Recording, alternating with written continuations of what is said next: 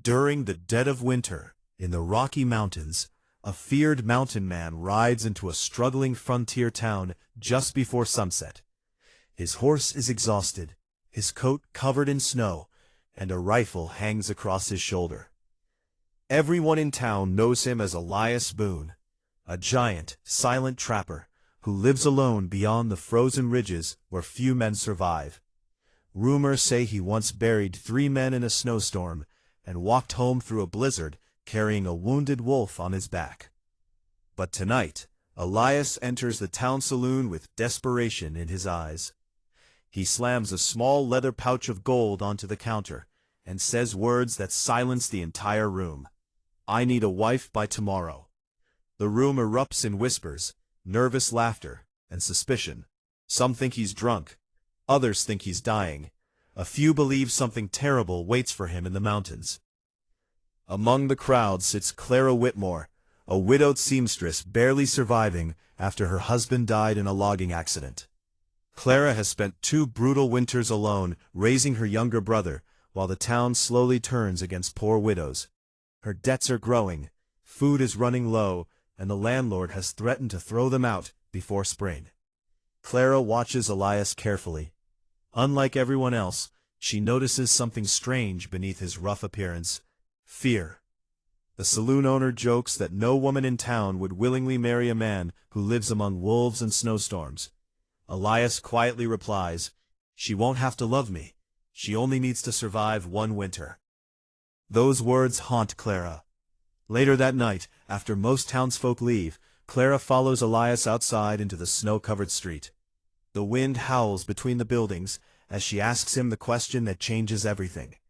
Why does it have to happen tomorrow? Elias freezes. For the first time, the mountain man looks shaken. He slowly reveals that his younger sister is dying in a remote mountain cabin, and the law states that guardianship of nearby land will pass to a ruthless railroad company unless he has a legal family by sunrise. Without that land, dozens of mountain families will lose access to hunting grounds and water. Clara realizes this marriage is not about love. It is about survival. Elias offers Clara enough gold to save her home forever. Clara refuses at first, torn between fear and responsibility. But when she returns home and sees her starving younger brother asleep beside a dying fire, she makes her choice. At dawn, Clara arrives at the church, wearing her late mother's old winter dress. The mountain man waits silently beside the preacher, and the town watches in disbelief as the widow marries the most feared man in the wilderness. Hours after the rushed wedding, Clara leaves civilization behind forever. Elias leads her deep into the mountains, through narrow, snowy trails where frozen trees creak like ghosts in the wind. The farther they travel, the more dangerous the wilderness becomes. Clara quickly realizes Elias was telling the truth. This is no ordinary mountain home. The cabin sits isolated near towering cliffs, surrounded by endless snow and thick forests. Wolf tracks circle nearby. Smoke rises weakly from the chimney. Inside the cabin, Clara meets Elias's younger sister, Abigail, a frail teenage girl suffering from severe illness after a mining camp fever spread through the mountains. Abigail is kind, intelligent, and immediately grateful that Clara came. But Clara soon notices something unsettling. Elias barely speaks. He avoids eye contact, and every night he locks the cabin doors before checking the tree line with his rifle. As storms trap them inside the mountains, Clara begins adapting to frontier life. She learns to cook over firewood, mend animal pelts, and survive brutal cold. Though Elias appears emotionally distant, Clara slowly sees another side of him. He secretly leaves extra blankets near her bed. He wakes before sunrise to chop wood, so she stays warm. And despite his intimidating size, he speaks gently to his sick sister.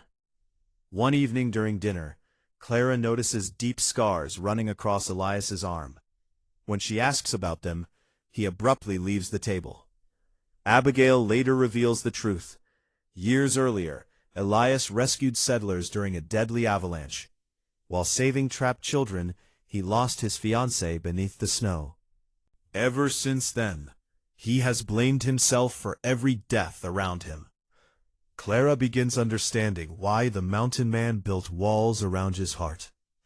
Late one night, Clara awakens to gunshots outside the cabin. Elias rushes into the storm with his rifle. From the window, Clara sees shadowy riders disappearing through the snow. When Elias returns, blood stains his sleeve, and he finally confesses. The railroad company already knows about the marriage, and they are coming for the land. For the first time since arriving, Clara touches Elias's wounded hand and says softly, "You don't have to fight this alone anymore." The mountain man cannot answer, because nobody has said those words to him in years. As winter worsens, tensions rise inside the cabin. Supplies begin running low. Storms isolate the mountain pass, and Abigail's condition becomes more dangerous. Clara discovers Elias has been secretly rationing his own food so the others can eat. Meanwhile, rumors spread through nearby settlements that armed men from the railroad company are buying off local officials and forcing mountain families from their land. Clara realizes Elias's battle is much bigger than she imagined. Determined to help, Clara starts earning the trust of nearby homesteaders. She travels with Elias to remote cabins where struggling families live in fear of eviction. Though people once feared Elias, Clara witnesses how deeply the mountain communities respect him. He delivers medicine during storms. He repairs roofs without asking for payment. And years ago, he rescued several families during a forest fire. Clara slowly falls in love with the man hidden beneath the legend. During one journey, Elias and Clara take shelter inside an abandoned ranger station during a blizzard. Snow traps them overnight. By candlelight, Clara asks why he never remarried after losing his fiancée. Elias quietly answers, "Because everyone near me ends up buried in snow." Clara responds with the same question that once changed everything. "Then why did you ask for a wife?" Elias finally admits the truth. At first he only wanted to protect the land. But after meeting Clara, he began wanting something far more dangerous: hope. The next morning, Clara discovers legal documents hidden in Elias's saddlebag. The land beneath the mountains contains valuable silver deposits. That is the real reason the railroad company wants control. If Elias loses the land, hundreds of settlers will be driven out. As they ride home through falling snow, Clara realizes her life is no longer tied to survival alone. She has become part of something larger. And for the first time since becoming a widow, her heart begins to heal. The peace does not last. A heavily armed group, led by ruthless businessman Walter Grayson, arrives in the nearby valley. Grayson represents the railroad company and carries signed documents claiming ownership of surrounding territory. But Elias refuses to surrender. Grayson publicly mocks the marriage, accusing Clara of marrying for money and calling Elias a savage who hides in the mountains. Clara shocks everyone by stepping forward and defending Elias in front of the entire settlement. For the first time, the mountain communities rally behind them. Grayson escalates the conflict. His men sabotage supply routes. Cabins mysteriously burn down. Hunters disappear. One night, Elias returns home to discover Abigail's medicine stolen. Clara convinces Elias not to seek revenge recklessly. Instead, she proposes gathering testimony from mountain families to challenge the railroad company legally. Together, Elias and Clara travel dangerous trails, collecting signed statements from settlers who depend on the land. During these journeys, their relationship deepens. They laugh together for the first time. Elias teaches Clara how to track animals in fresh snow. Clara teaches Elias how to read books aloud beside the fire. The cabin slowly transforms from a place of grief into a home. One evening, Grayson's men ambush Elias near a frozen river. Clara hears distant gunfire and rides into the storm searching for him. She finds Elias badly injured beneath collapsing ice. Using every ounce of strength, Clara drags the giant mountain man back to safety. As he drifts in and out of consciousness, Elias whispers, "You should have left me there." Clara answers through tears, "You became my family the moment you asked for help." For the first time, Elias finally allows himself to believe he deserves love.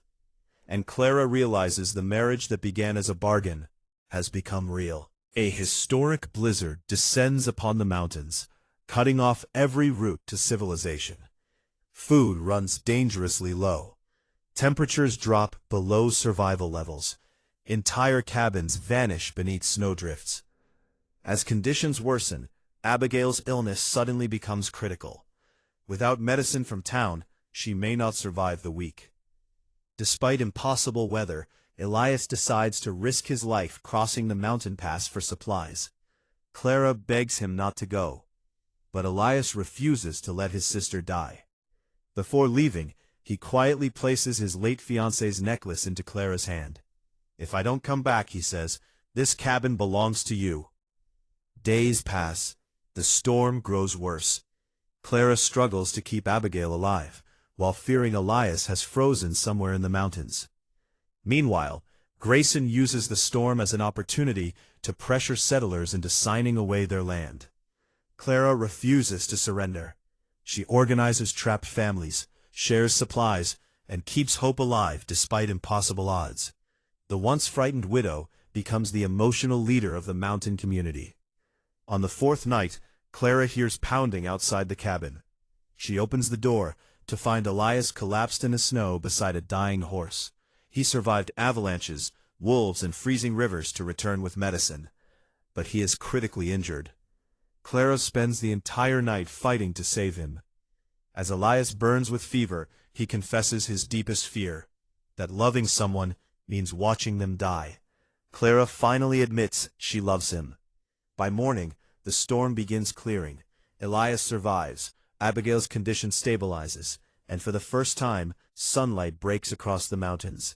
The wilderness no longer feels cursed. It feels like home.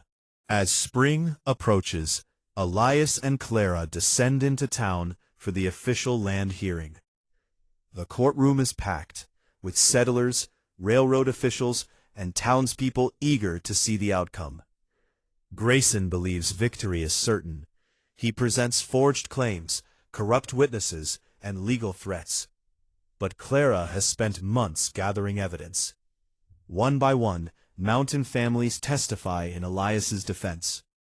Hunters describe how Elias saved their children. Widows explain how he shared food during winters. Settlers reveal Grayson's intimidation tactics.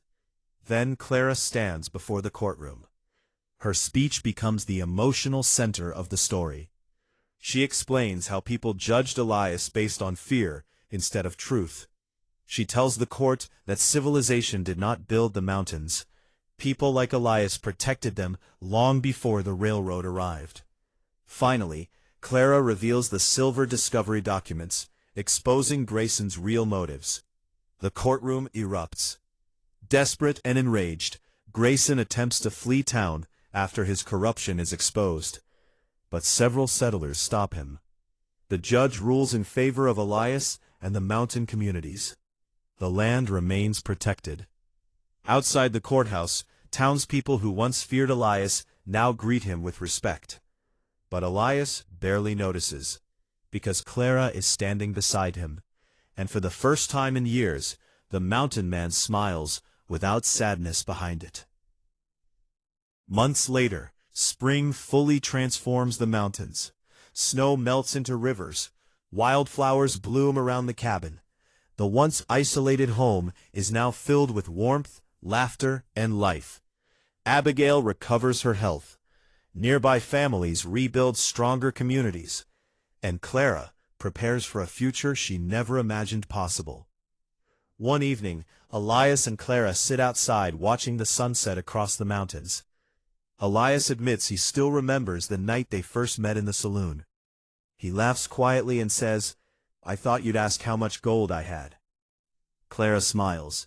Instead, she reminds him of the question she actually asked. Why does it have to happen tomorrow? Elias realizes that single question changed his entire life. Nobody had cared about his reasons before. Nobody had looked past the legend. Clara saw the man beneath the fear. Elias finally reveals the complete truth about his past. After losing his fiancée years ago, he stopped believing happiness was possible. He planned to live alone until death.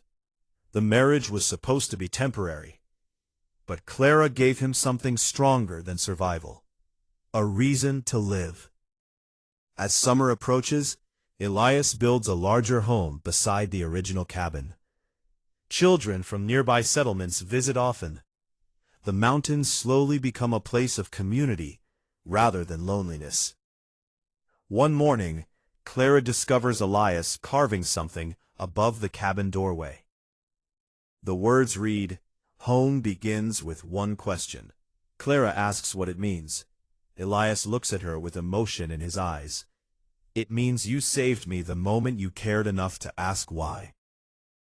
The story ends with the couple standing together beneath the mountains that once symbolized isolation, but now represent family, love, sacrifice, and second chances. The man who once demanded a wife by tomorrow finally understands what he truly needed all along. Not a wife, but someone willing to see his heart before judging his scars.